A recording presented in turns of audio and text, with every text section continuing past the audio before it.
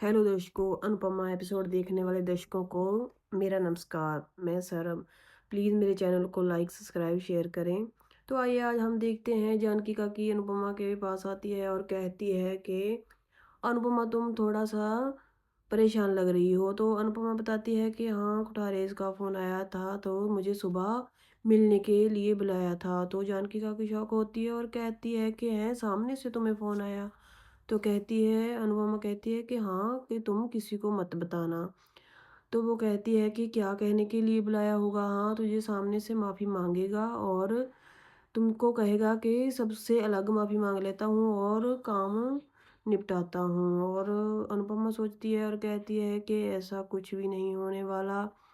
वो ऐसा नहीं है, उसका घमंड, गुरूर मैंने देखा है। 26 साल वनराज शाह के साथ रही हूँ, तो ऐसे लोगों को मैं जानती हूँ। तो फिर भी जानकी काकी को विश्वास नहीं होता कि वो ऐसा कुछ करेगा। तो जानकी काकी कहती है कि अगर तुम्हें उसने माफ़ी माँग कर उसने तुझे कहा कि मेरा ऑर्डर ले लो, तो तुम क्या करोगी? तो अनुपमा कहती है कि मुझे कुछ नहीं पता। तो आप आगे देखते हैं स्टोरी में, वहाँ पर पराग अपनी एक्सरसाइज करता है और गुस्सा निकालता है और अनुपमा की बातें याद करता है। उस तरफ आप देख रहे हैं कि अनुपमा भी मसाले कूट रही है और सोच रही है कि कल होगा क्या। तो अपना गुस्सा निकाल रही है और पिछली बातें सोच सोच कर खुद को परेशान कर रही है। तो आप देख रहे हैं कि वहाँ पर पराग कुठारी सोचता है और बा और कैथी भी आती हैं और दूर खड़े देखती हैं उसको। पराग सोचता है कि कल ऐसा मुझे बोलकर गया, मेरा खुद का बेटा उन लोगों के पीछे लग गया है और मुझे इतना को सुना कर गया है। और पराग सोचता है कि पहले छोटा था तो तब सब बातें मान लेता था और जो मांगता था मैं वही उसको सब कुछ ला कर देता था। तो आज पता नहीं मेरे बेटे को क्या हो गया है। तो आप देखते हैं कि टिंकू की बचपन की फ़ोटो वीडियो देख रहे हैं आप, वो याद कर रहा होता है कि वहाँ पे गायत्री आती है, उसकी माँ आती है और कहती है आपने इसे बहुत ही बिगाड़ रखा है। जो भी माँगता है आप उसको लाकर दे देते हैं। बहुत ज़िद्दी हो गया है, कल कुछ और माँगेगा तो क्या करोगे आप? तो पराग खुश होके कहता है मेरा बेटा जो भी कुछ माँगेगा मैं उसे लाकर दूँगा। और पुरानी बातें सोचता है मन ही मन। वहाँ पर कैथी और बा भी खड़े होते हैं और बा कहती है कि हमारा प्रेम इतना ज़िद्दी हो गया है, पहले भी ज़िद करता था मगर बात मान भी लेता था। उन लोगों की संगत में रहकर मेरा पोता ऐसा हो गया है, वो मसाला पीसती हैं, पीसने वालों के साथ रहता है, आवाज़ इसकी मीठी कैसी होगी। तो कह रहा है वो सोच रहे हैं कि हम अपने बेटे को इनके चुंगल से कैसे छुड़ाएँगे और बहुत ही परेशान होते हैं। तो फिर आप आगे देखते हैं अगली सुबह अनुपमा वहाँ पर पहुँच जाती है जहाँ पर कोठारीज़ ने मिलने के लिए बुलाया होता है। वहाँ आप देखते हैं कि अनुपमा जाकर अपनी आवाज़ ज़ोर से लगाती है और अनुपमा कहती है और कह उसकी आवाज़ वापस मुड़कर आती है और वो सोचती है अगर हमारे कर्मों का फल भी इतनी जल्दी मिल जाए तो कितना अच्छा हो, सब अपने घर में खुश रहें। तो वो वहाँ पर सोचती है। तो आप देखते हैं इसी वक्त में कोठारीज़ की गाड़ियाँ आ जाती हैं और कोठारी अपने बॉडीगार्ड के साथ आता है और तो आप देखते हैं कि कोठारी जो अपने गार्ड्स को हाथ से इशारा करता है और वहाँ से जाने के लिए कहता है और अनुपमा के सामने आकर खड़ा हो जाता है और अनुपमा को हाथ जोड़कर जय श्री कृष्णा बुलाता है। तो अनुपमा भी आगे से जय श्री कृष्णा कहती है। तो पराग कोठारी कहता है कि आज आपको डायमंड बिजनेस का बादशाह नहीं बल्कि एक बाब मिलने आया है। तो उस तरफ आप दिख रहे हो शाह हाउस में सभी इकट्ठे बैठे होते हैं और तुलसी परेशान सा होकर आता है, ये मम्मी कहाँ गई हैं? सुबह से फ़ोन के फ़ोन आ रहे हैं, एक ऑर्डर कैंसिल हुआ है बाकी तो नहीं हुए। तो बा कहती है कि ये कहाँ गई है बताकर भी नहीं गई, वो राही भी उसके साथ गई है। तो तोशु कहता है नहीं, वो प्रेम और राही तो वहाँ पे काम कर रहे हैं। इतने में अंदर से ईशु आती है और कहती है ये अनुमा कहाँ है? उनका फ़ोन पे फ़ोन बज रहा है, तो वो कहते हैं लो फ़ोन भी घर पर ही छोड़कर गई हुई है। तो किंजल कहती है कमाल है मम्मी, ऐसे तो कभी नहीं गई। तो बापूजी कहते हैं जल्दी में चली गई होगी। तो बा कहती है लेकिन कहाँ? तो तोशु कहता है सोचकर कहता है कि कहीं वो कोठारियों के पास तो नहीं चली गई। तो बा कहती है कि वहाँ क्या करने जाएगी? आप देख रहे हैं कि उस तरफ अनु हैरान होके कहती है कि बाप, तो एकदम आंधी सी आती है, तेज हवा चलती है और कोठारीज का फोन नीचे गिर जाता है और अनुपमा देखती है कि उसमें प्रेम की फोटो लगी हुई है और हैरानी से पूछती है प्रेम की फोटो आपके फोन में? तो कोठारी कहता है हाँ, जैसे आपको तो कुछ पता ही नहीं। और कोठारी कहता है कि प्रेम मेरा एक लौता बेटा है।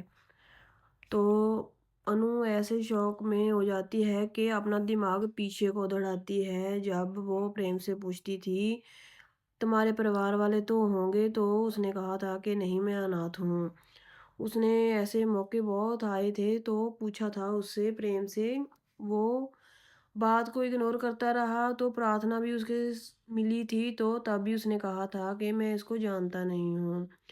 अनुपमा को पहले से ही थोड़ी थोड़ी शक तो हो रही थी, ये कौन है, कहाँ से आया है, उससे पूछती रही थी, मगर उसको ये नहीं पता था कि वो कुठारिस का बेटा है। तो अनुपमा बस सोचते ही रह जाती है कि ये हुआ क्या। वो सोचती है कि बा कहती थी कि ये लड़का कौन है, कहाँ से आया, हमें पता नहीं।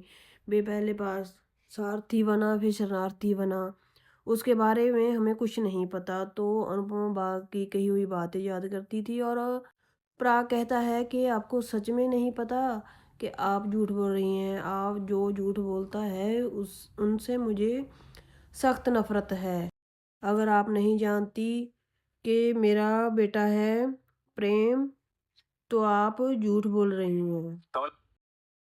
तो कुठारी अनुपमा को कहता है कि आपका छोटा सा बिजनेस है, तो इसलिए आपने सोचा होगा कि मैं अकेली कमाने वाली हूँ और आपने इसलिए प्रेम को पकड़ लिया है। और आपने सोचा होगा कि प्रेम वो सीढ़ी है जिस पर चढ़कर हम बहुत ऊंचा जा सकते हैं। और अनुपमा कोठारी की बातें सुन रही है और उसका भी कोई जवाब नहीं दे रही।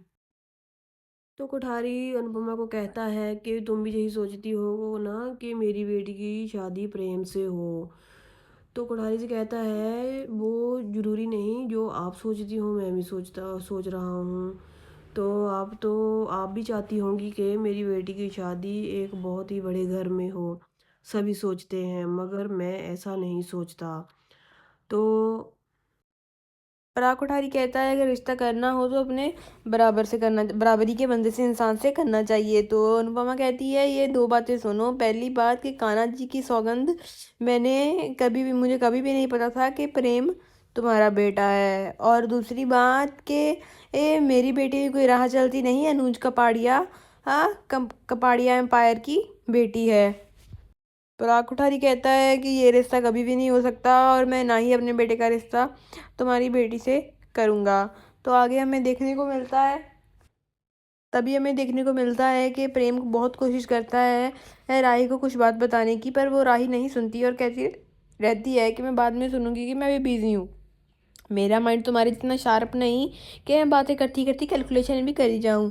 तो ऐसे ही वो हंसती है और प्रेम थोड़ा दुखी होता है और वो एकदम राही को झटका मारता है जिससे उसके सारे पेपर से बिखर जाते हैं। तभी वहाँ पर माही आती है और कहती है मैं कुछ देर बाद आती हूँ। और वहाँ पर आता है तोशु, आता है और कहता है कि अभी तक तुमने सारा सामान पैक कर कर भेजा नहीं? तो कहता है जल्दी भेजो। तोशु आता है और कहता है कि क्लाइंट्स के फ़ोन आई जा रहे हैं बार बार, तुमने अभी तक ऑर्डर क्यों नहीं भेजा?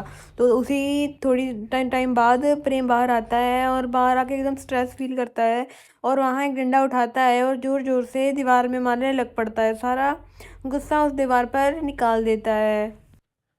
तो उस तरफ आप देख रहे हैं कोठारी और अनुपमा की बात अभी भी चल रही होती है और कोठारी से कहता है कि बस कीजिए, मैं झूठ सुन सुन कर थक चुका हूँ। तो अनुपमा कहती है कि मैं झूठ नहीं बोलती, तो पराग कुठारी कहता है कि झूठ सच सच से मुझे कोई मतलब नहीं, कुछ लेना देना नहीं, मुझे तो मेरा बेटा चाहिए। और कल को जब मेरा बेटा प्रेम लौटेगा तो वही मेरा डायमंड का बिजनेस संभालेगा। मेरा डायमंड का अंपायर है जो वही संभालने वाला है। तो मैं यही कहता हूँ, यही आपसे कह रहा हूँ कि मेरा बेटा जब भी लौटे अकेला लौटे, मुझे और उसके साथ कोई नहीं चाहिए। तो आप देखते हैं कि पराग कुठारी पैसे निकालता है और अनुपमा को देता है और कहता है कि ये उसको इतनी देर संभालने की कीमत है, जो आपने उसे इतने दिनों तक मेरे बेटे को अपने साथ रखा, तो ये उसकी कीमत है। तो अनुपमा कहती है कि मुझे इस सब की कोई ज़रूरत नहीं है, तो आप ये ऐसा मत कुछ सोचिए। तो अनुपमा पैसे देकर बौखला जाती है और कहती है कि हमारे मिडिल क्लास में बेटे पाले जाते हैं, खरीदे नहीं जाते। तो पराग कुठारी उसको आगे जवाब देता है और कहता है बेटे चुराए भी नहीं जाते। तो आप आगे कल देखेंगे और बड़ा हंगामा होगा। सीरियल देखने के लिए हमें लाइक सब्सक्राइब शेयर ज़रूर करें। धन्यवाद। तो कल इससे भी बड़ा हंगामा होने वाला है, आप देखने वाले हैं। अनुपमा जब घर लौटेगी तो प्रेम पर गुस्सा होगी और उसको एक चांटा लगाएगी। तो कल एपिसोड देखने के लिए हमें सब्सक्राइब ज़रूर करें। Thank you.